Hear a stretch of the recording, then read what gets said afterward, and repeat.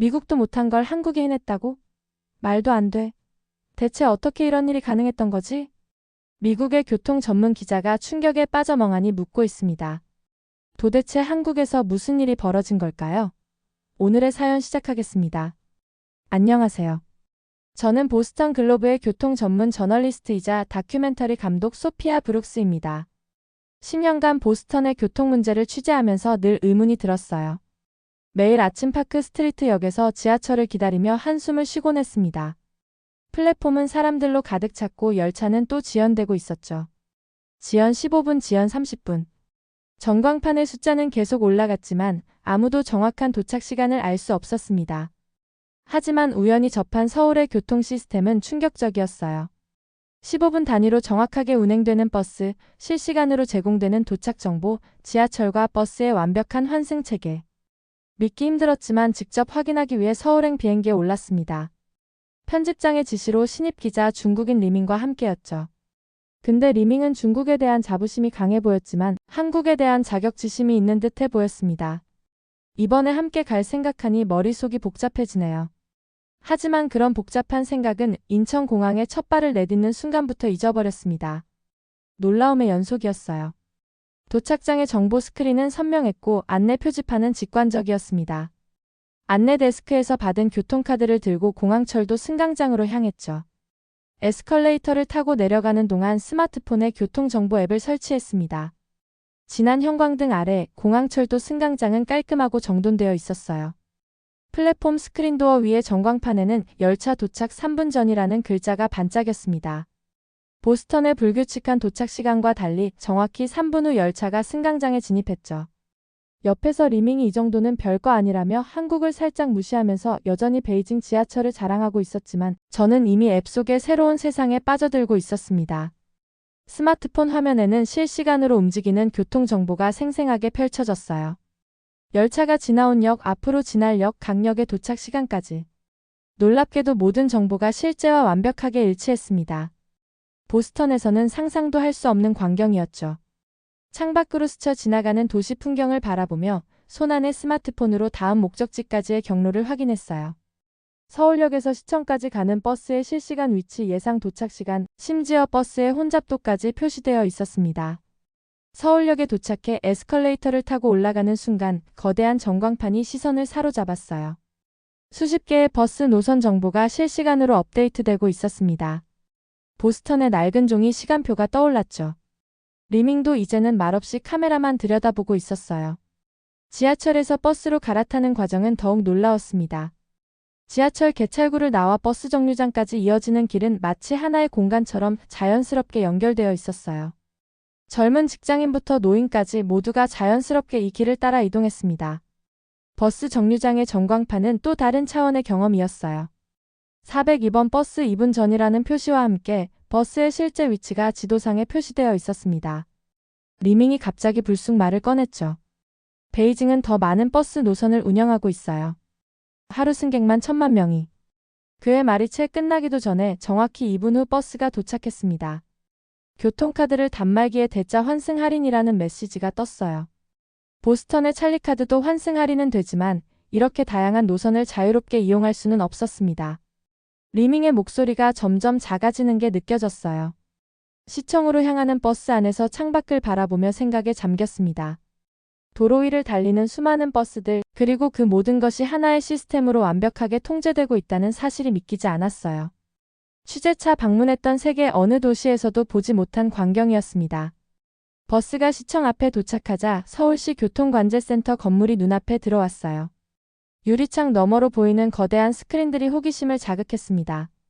이제 곧 이 놀라운 시스템의 심장부를 직접 볼 수 있다는 생각에 가슴이 뛰었죠. 리밍도 더 이상 중국 자랑은 하지 않고 조용히 카메라를 점검하고 있었습니다. 계속 시끄럽게 중국 자랑을 하더니 인제 조금 조용해지니깐 살 것 같더라고요. 서울시 교통관제센터의 자동문이 열리는 순간 푸른빛이 시선을 사로잡았습니다. 어두운 실내에서 벽면을 가득 채운 대형 스크린들이 보였고 빨간색, 파란색 점들이 마치 혈액이 흐르듯 실시간으로 움직이고 있었습니다. 관제실 안으로 들어서자 키보드를 두드리는 소리와 조용한 대화 소리가 섞여 들려왔어요.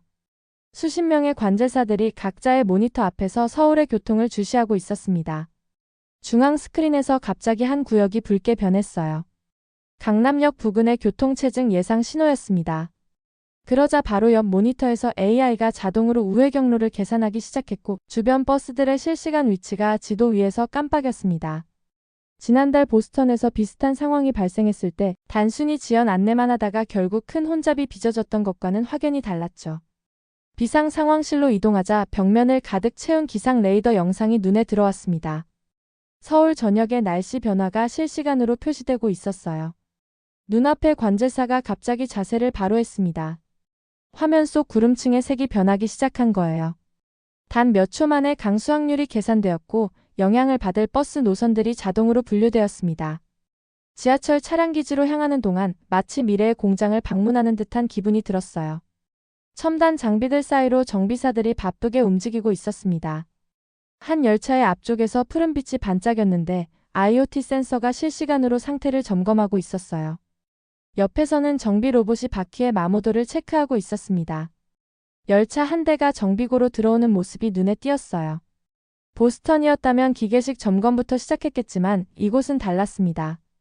열차가 멈추자마자 수백 개의 센서가 동시에 작동하며 전체 상태를 스캔했어요. 옆에 있던 리밍도 놀란 듯 카메라를 들어 연신 셔터를 눌러댔습니다. 환승센터에서 느낀 가장 큰 차이점은 소리였어요. 뉴욕이나 파리의 지하철역에서 늘 들리던 시끄러운 발자국 소리와 혼잡한 말소리가 없었습니다. 천장의 특수 설계 덕분에 소음이 최소화되었고 자연광이 지하까지 부드럽게 스며들었어요. 수많은 사람들이 오가는데도 마치 잘 짜인 무용 공연을 보는 것 같은 착각이 들 정도였습니다. 특히 인상적이었던 건 환승 통로였어요. 보스턴의 다운타운 크로싱역이 미로 같다면 이곳은 마치 넓은 산책로를 걷는 느낌이었습니다. 벽면의 디지털 사인은 마치 내비게이션처럼 실시간으로 경로를 안내했고 바닥의 점자 블록은 시각장애인의 동선까지 세심하게 고려하고 있었어요. 관제센터를 나서는 길 유리창 너머로 저녁 노을이 비치기 시작했습니다. 도시의 리듬이 서서히 변하는 시간, 관제실의 스크린도 다른 색으로 물들기 시작했어요. 취재를 마치고 나오는 길, 머릿속에는 여전히 관제실의 모습이 생생했어요. 서울의 교통 시스템은 단순히 첨단 기술의 집합이 아니었습니다. 그것은 마치 도시의 혈관처럼 시민들의 일상을 부드럽게 이어주는 살아있는 유기체였어요. 이제 호텔로 돌아가 오늘 경험한 것들을 정리해야 했습니다.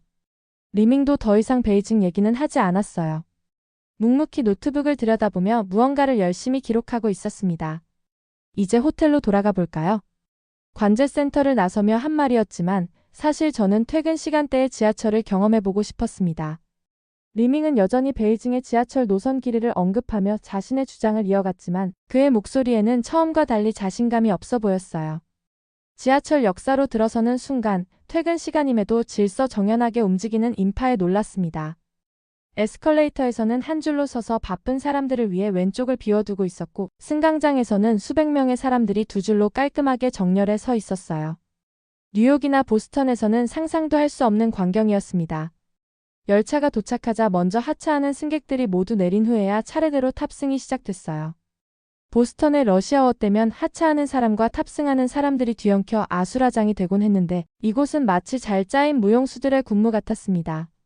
차 내 디스플레이에는 실시간으로 다음 역의 환승 정보와 출구 정보가 표시되었어요.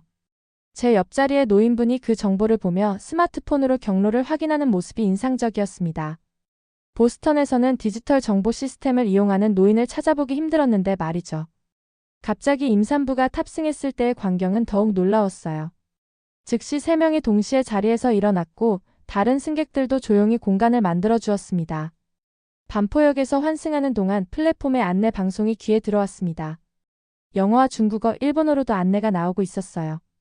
보스턴의 불명확한 안내 방송과는 비교도 되지 않을 만큼 깔끔했죠. 리밍도 중국어 발음이 정확하네요 라며 처음으로 긍정적인 반응을 보였습니다. 호텔이 있는 역에 도착할 무렵 창밖으로 어두워진 하늘이 보였어요. 일기예보에서는 밤부터 폭설이 시작될 거라고 했습니다. 평소 같았다면 걱정됐겠지만 오늘 하루 동안 본 서울의 시스템과 시민의식이 이상한 신뢰를 주었어요. 역사를 빠져나오는 동안 오늘 본 광경들이 스쳐 지나갔습니다. 첨단 시스템도 놀라웠지만 그보다 더 인상적이었던 건 시민들의 자발적인 질서와 배려였어요. 서울의 교통 시스템이 성공할 수 있었던 진짜 비결은 기술이 아닌 그것을 사용하는 시민들의 성숙한 의식이었다는 걸 깨달았기 때문이죠. 하늘에서 눈이 내리기 시작했습니다. 보스턴이었다면 벌써 교통대란을 걱정했겠지만 이상하게도 이곳에서는 별로 걱정되지 않았어요. 내일은 서울의 폭설 대응 시스템을 직접 볼 수 있을 것 같았습니다. 다음 날 아침에 눈을 떴을 때 호텔 창밖은 이미 하얀 세상이었습니다. 창문에 손을 대자 차가운 기운이 느껴졌어요. 스마트폰을 확인하니 서울시 교통정보센터 알림이 와 있었습니다. 서울과 수도권에 기록적인 폭설이 예보됐습니다. 출퇴근길 혼잡 예상되니 대비하시기 바랍니다. 뉴스를 보던 리밍이 흥분된 목소리로 말했습니다. 이제 서울도 마비되겠죠? 베이징도 이 정도 눈이 오면 도시가 완전히 멈춰버리는데. 무거운 마음으로 호텔 로비로 내려갔습니다. 보스턴에서의 악몽 같은 기억이 떠올랐어요. 지난 겨울 비슷한 양의 폭설로 도시가 이틀간 마비되었을 때 꼼짝없이 호텔에 갇혀 있어야 했던 그 답답함이 생생했습니다. 하지만 호텔 자동문이 열리는 순간 예상과 전혀 다른 광경이 펼쳐졌어요.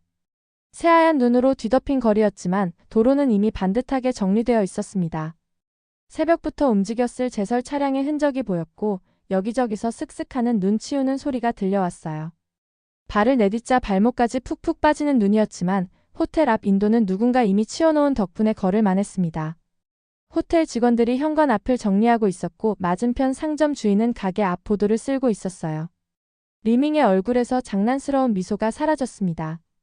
그의 예상과 달리 거리는 활기찼어요.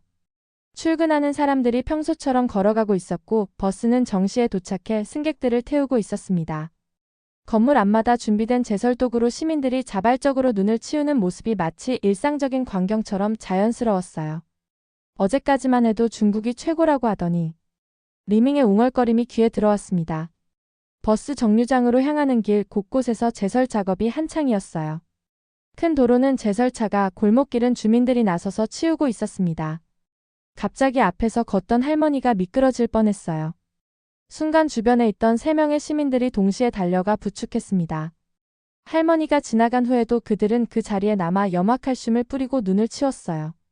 아무도 시키지 않았는데도 마치 자신의 일처럼 자연스럽게 움직이는 모습이 인상적이었습니다. 큰 길에 들어서자 제설차 행렬이 눈에 들어왔어요. 마치 군대처럼 체계적으로 움직이고 있었습니다. 앞차가 눈을 밀어내면 뒤따르는 차량이 소금을 뿌리고 그 뒤로 작은 포크레인이 인도의 눈더미를 처리하고 있었죠. 이건 정말 놀랍네요. 리밍의 말끝이 흐려졌어요. 그의 시선은 골목 안 풍경에 꽂혀 있었습니다. 카페 주인이 가게 앞을 쓸고 옆 가게 주인이 그 옆을 또 그 옆 주인이 그 다음을. 마치 도미노처럼 이어지는 제설 작업이 신기했나 봅니다. 버스 정류장에 도착하자 놀랍게도 버스가 정시에 왔어요. 승객들은 눈길에도 평소처럼 질서정연하게 줄을 서서 기다리고 있었습니다. 리밍이 중얼거렸죠. 베이징은 이 정도 눈만 와도 버스가 다니지 않는데. 라고 말이죠. 버스에 오르자 창밖으로 또 다른 광경이 펼쳐졌습니다. 초등학교 앞에서는 선생님들과 학부모들이 함께 나와 아이들의 등굣길을 만들고 있었어요. 그 모습을 본 리밍은 더 이상 말이 없었습니다. 카메라만 꺼내들었을 뿐이었죠. 취재를 위해 여러 도시를 다녀봤지만 이런 광경은 처음이었어요. 첨단 장비의 힘이 아닌 시민들의 자발적인 참여가 만들어낸 질서였습니다. 창밖으로 계속해서 눈이 내리고 있었지만 더 이상 걱정되지 않았어요. 서울은 이미 이런 상황에 대한 완벽한 해답을 가지고 있었으니까요. 그러던 그때 갑자기 주변에서 시끄러운 소리가 나네요. 아파트 단지 사이 구불구불한 골목길에서 나는 소리였습니다. 택시가 언덕길 눈길에 미끄러지며 서 있었습니다.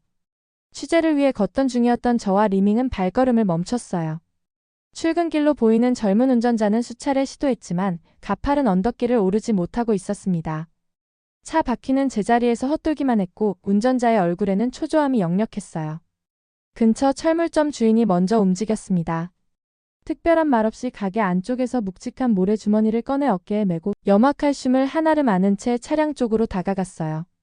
바퀴 주변에 모래를 뿌리기 시작했고 그 모습을 본 옆 세탁소 주인도 빗자루를 들고 나왔습니다. 출근길이었는지 두툼한 패딩을 입은 회사원 2명도 발걸음을 멈췄어요. 잠시 상황을 살피더니 자연스럽게 차량 뒤쪽으로 향했습니다. 말없이 고개를 끄덕이는 것만으로도 서로의 의도를 이해한 듯 했어요. 리밍도 카메라를 바닥에 내려놓고 그들과 함께 했습니다. 첫 시도는 실패했어요. 6명이 힘을 합쳐 밀었지만 차는 꿈쩍도 하지 않았습니다. 하지만 누구도 포기하지 않았어요. 철물점 주인이 다시 모래를 뿌렸고 세탁소 주인은 빗자루로 바퀴 주변에 눈을 쓸어냈습니다. 두 번째 시도를 했어요. 이번에는 차가 조금씩 움직이기 시작했어요. 바퀴 밑에서 모래가 튀었고 엔진 소리가 거세게 울렸습니다. 그러나 언덕 중간쯤에서 다시 한번 미끄러지기 시작했죠. 순간 밀고 있던 사람들이 균형을 잃을 뻔했습니다. 그때였어요. 부동산 앞을 청소하던 아주머니가 재빨리 염화칼슘을 뿌렸고 마침 지나가던 택배기사가 달려와 합류했습니다. 이제는 10명이 넘는 사람들이 힘을 모았어요. 누군가의 조용한 구령에 맞춰 모두가 동시에 밀었습니다. 처음에는 천천히 그리고 점점 속도를 내면서 차는 마침내 언덕을 오르기 시작했어요.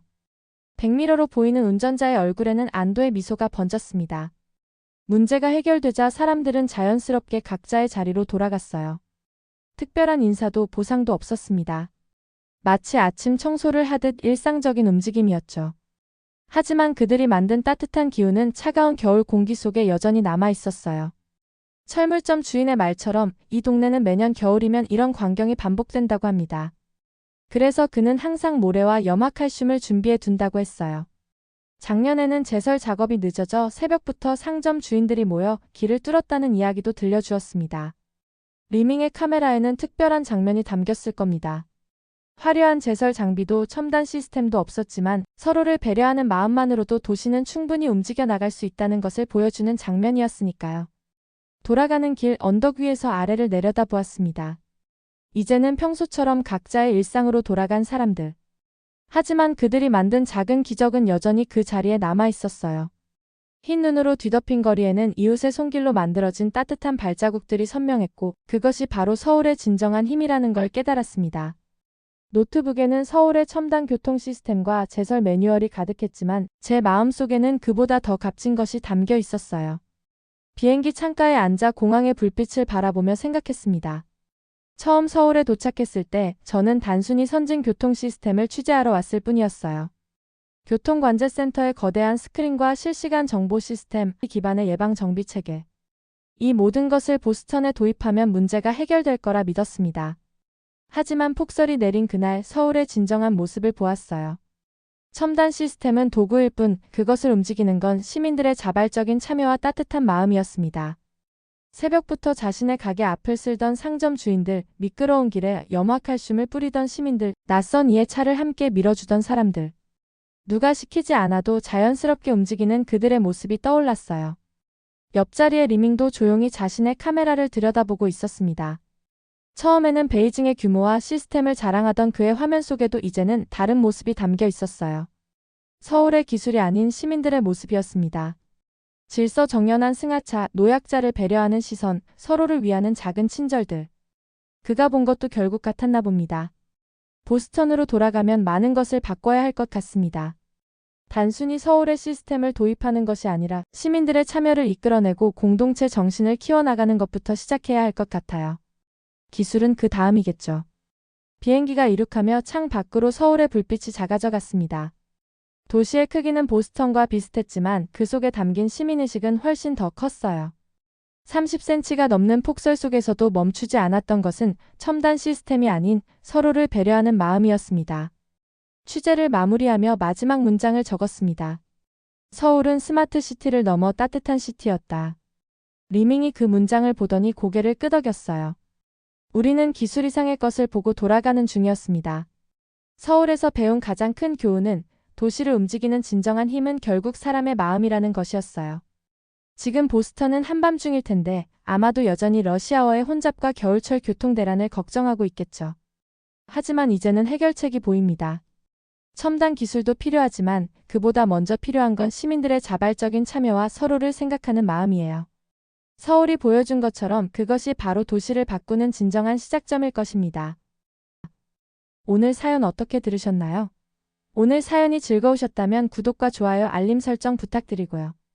영상 끝까지 시청해주신 모든 분들 고맙습니다. 그럼 더 좋은 영상으로 또 찾아뵐게요.